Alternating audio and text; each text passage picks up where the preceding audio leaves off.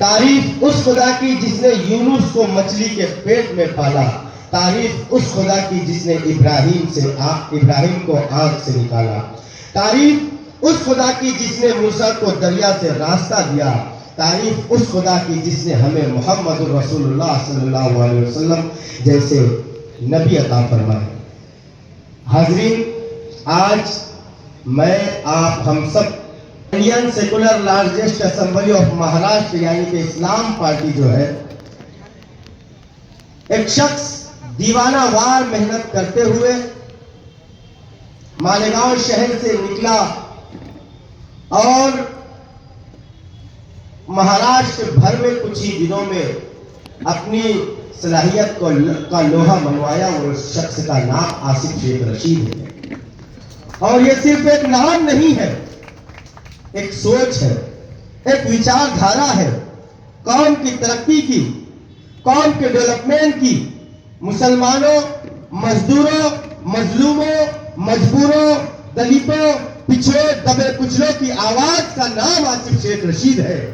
और वो अल्हम्दुलिल्लाह औरंगाबाद शहर में तशरीफ ला चुके हैं। कुछ ही देर में इंशाअल्लाह हमारे लीडर, हमारे कायद, हमारे रहनुमा आसिफ शेख रशीद साहब यहाँ तशरीफ लाएंगे।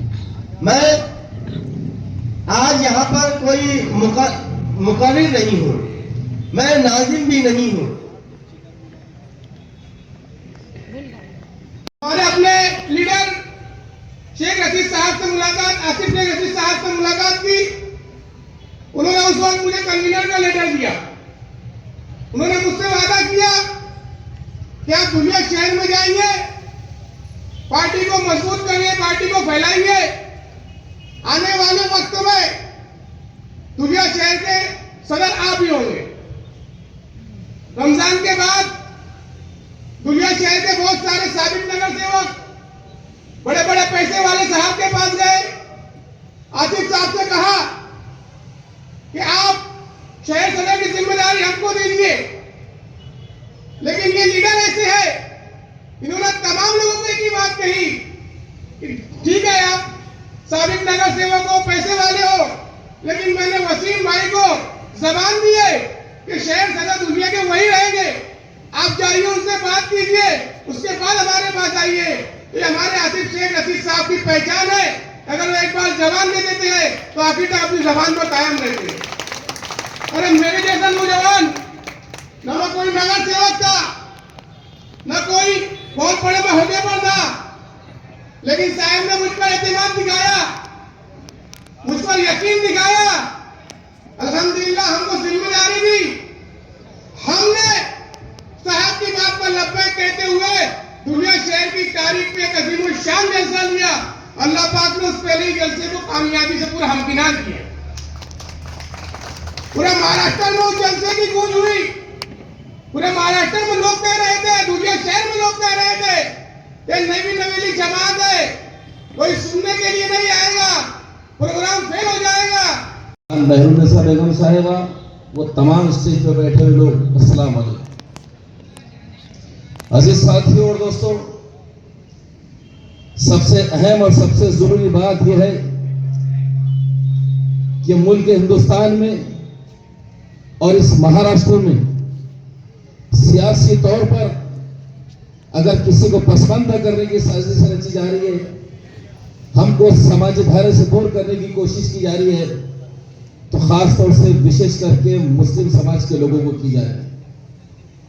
और हमारे जितने भी मसाइल हैं, जिन मसालों से मुस्लिम समाज दो चार है, चाहे वो उत्तर प्रदेश रियासत का हो, या वो बंगाल की रियासत का हो, वो आसाम की रियासत का हो, या गुजरात की रियासत का हो, या महाराष्ट्र का हो, हम जिन मसाइलों से परेशान हैं वो तमाम मसाइल हमारे सियासी मसाइल हैं।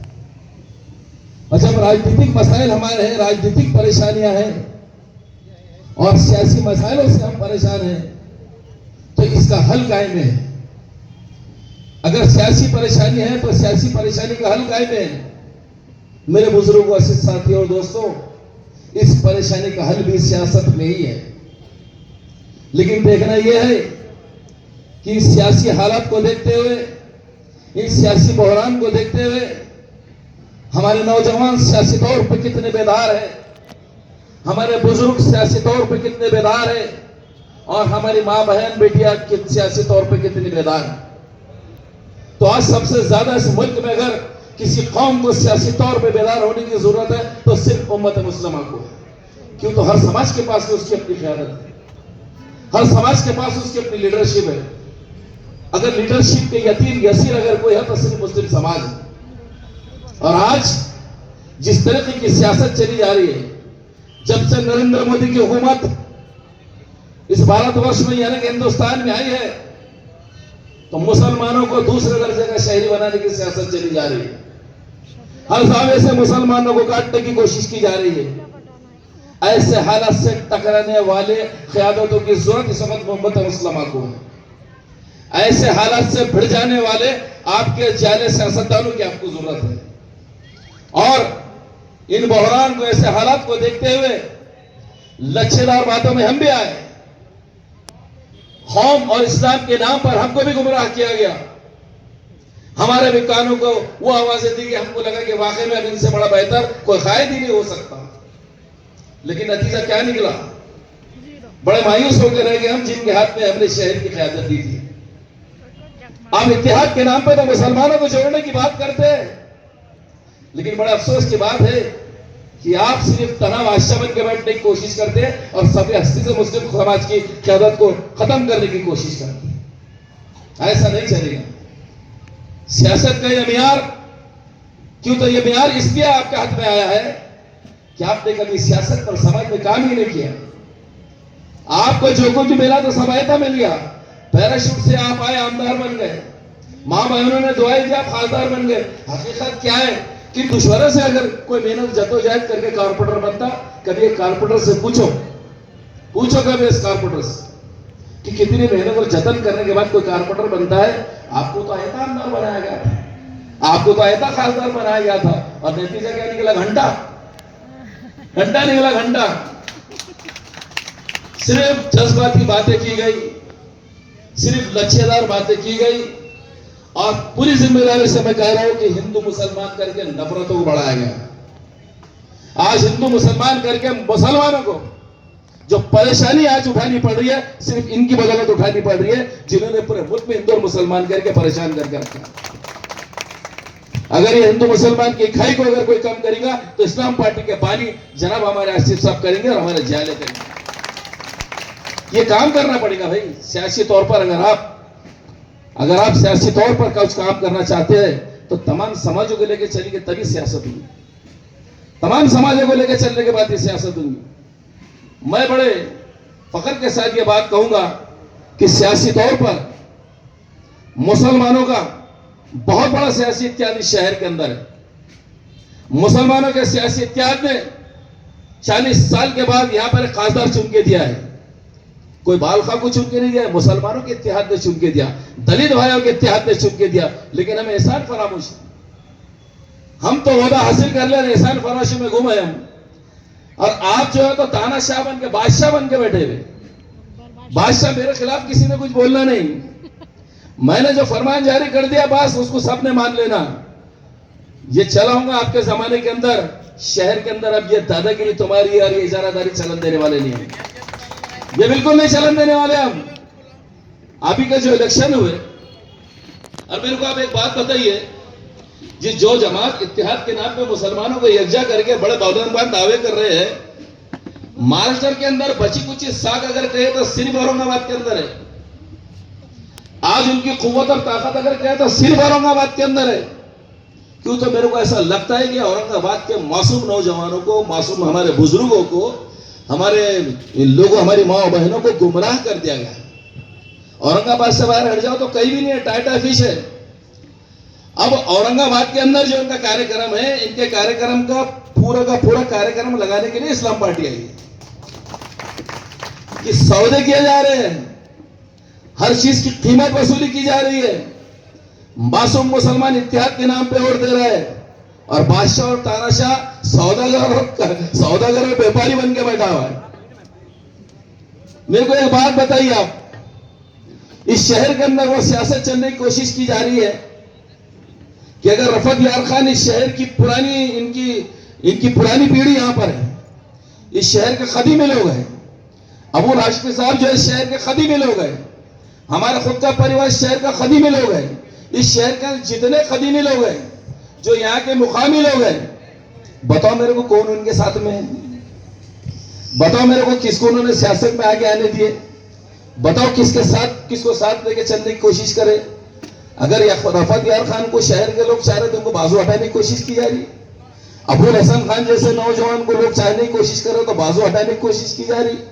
यानी कि शहर के जितने नामची लोग हैं, जिनका असर रसूख है, उनके असर रसूख को खत्म करके एक बालका सामने आके अपने आप को तानाशाह बताना चाह रहे हैं कि ऐसी सियासत को शहर में चलने देंगे। गए थे तो शेख आसिफ साहब,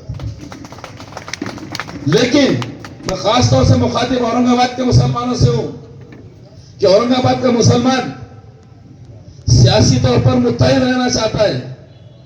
मैं तमाम मुसलमानों को औरंगाबाद के लिए दावत दे रहा हूं कि जो इत्तेहाद का मुजाहरा आपने पहले कांग्रेस के साथ दिखाया, जो इत्तेहाद का मुजाहरा आपने ईमान के साथ दिखाया, लेकिन सियासी तौर पर वो क़ुव्वत और क़यादत आपको नहीं मिली, वही आपको इत्तेहाद का मुजाहरा एक बार सिर्फ एक मौका देकर आप इस्लाम पार्टी को दीजिए। इंशाअल्लाह सियासी नुक्ते नजर बदल जाएगी, सियासी नुक्ते नजर जरूर बदल जाएंगे। देखिए हिंदू मुसलमान किया जा रहा है सिर्फ, मैं इधर से मारे जैसा करता तो उधर से रोए जैसा कर, जाके हिंदू को एक जगह कर दिया जा रहा। नफरतों को बढ़ा दी गई भाई, नफरतों को बढ़ाया गया। लेकिन इस्लाम पार्टी का नज़्मुल ऐन है कि हम दलित समाज को साथ में लेंगे, हम ओबीसी समाज को साथ में लेंगे, हर उस जात और धर्म के इंसान को साथ में लेंगे जिसके साथ में राजनीतिक और सियासी इंसाफ नहीं हुआ। यह आसिफ साहब की सोच और इस सोच के साथ में हम जुड़े हुए हैं। तो औरंगाबाद के तमाम लोगों की जिम्मेदारी है। देखिए आपने इत्तेहाद के नाम के ऊपर वोट तो दिया है, क्या नतीजा निकला? आमदार में बताया मैंने कुछ नहीं।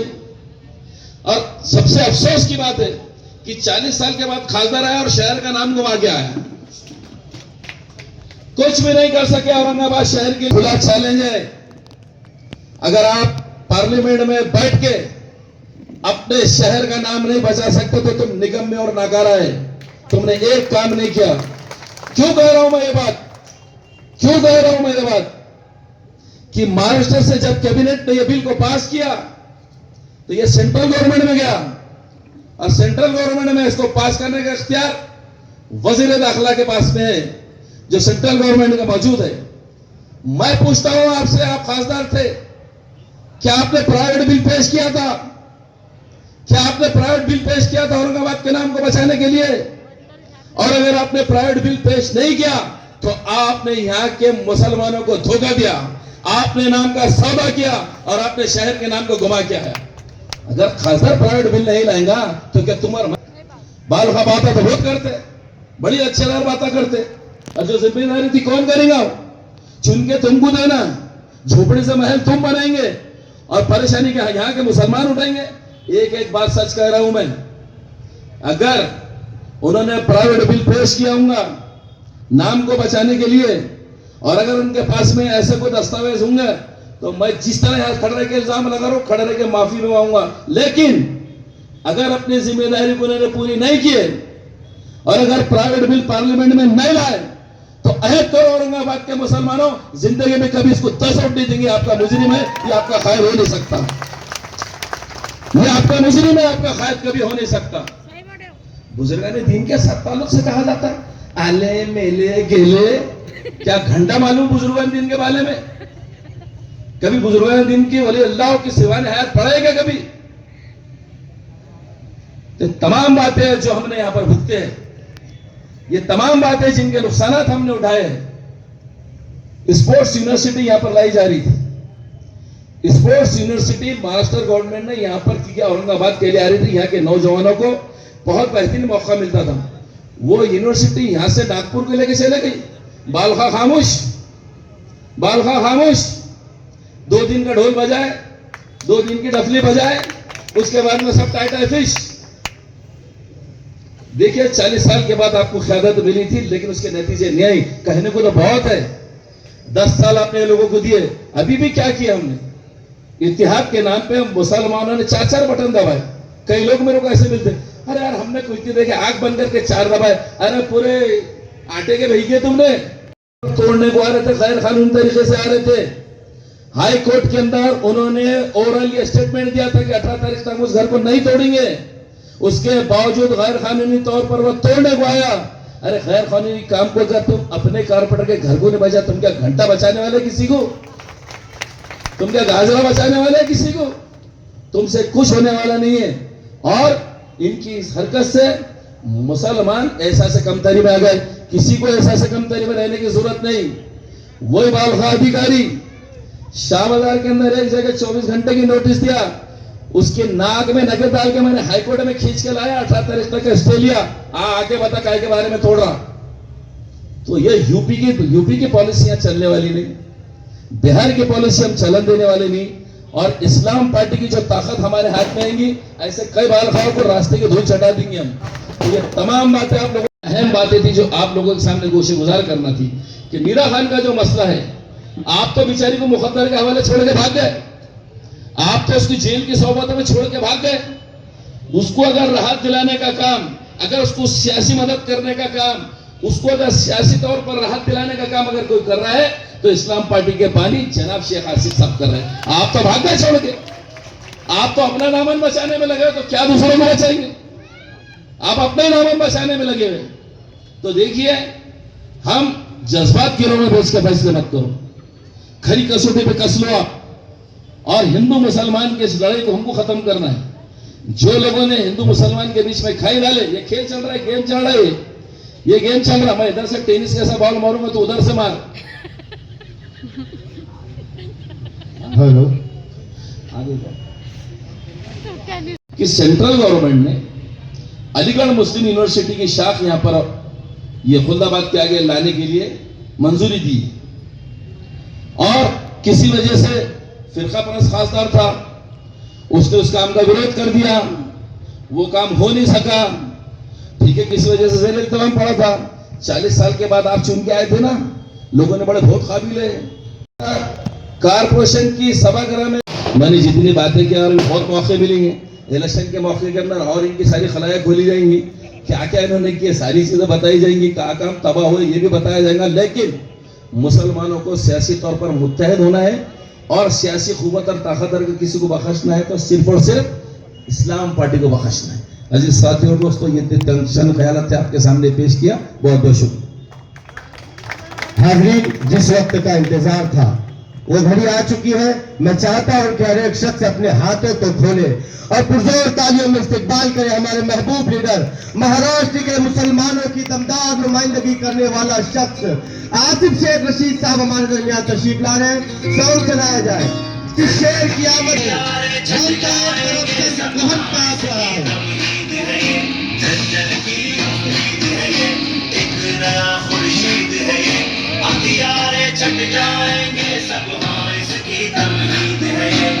अब ये घर घर मुफलिसी बेरोजगारी कब तलक हमसे ली जाएगी, आखिर रंगदारी कब तलक? आसिफ शेख सा सालार होना चाहिए पार्टी। आसिफ शेख रशीद साहब हमारे दरमियान तशरीफ ला रहे हैं। मैं यहाँ से आवाज दूंगा, आप लोगों को आवाज देना है। इस्लाम पार्टी जिंदाबाद, इस्लाम पार्टी जिंदाबाद। आसिफ साहब आगे बढ़ो। मैं औरंगाबाद शहर में हूँ, ये दिलदारों का शहर है। आवाज यहाँ से निकलकर मालेगांव तक जानी चाहिए। इस्लाम पार्टी जिंदाबाद, इस्लाम पार्टी जिंदाबाद। देखो देखो कौन आया, शेर आया, देखो देखो कौन आया, शेर आया, शेर।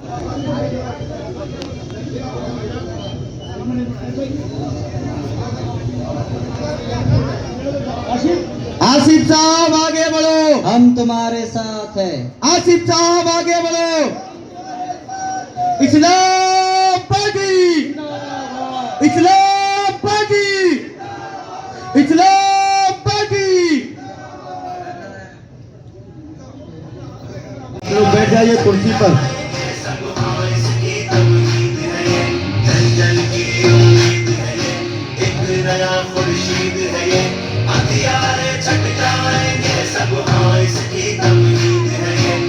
अब ये घर घर मुफलिसी बेरोजगारी कब तलक हमसे ली जाएगी, आखिर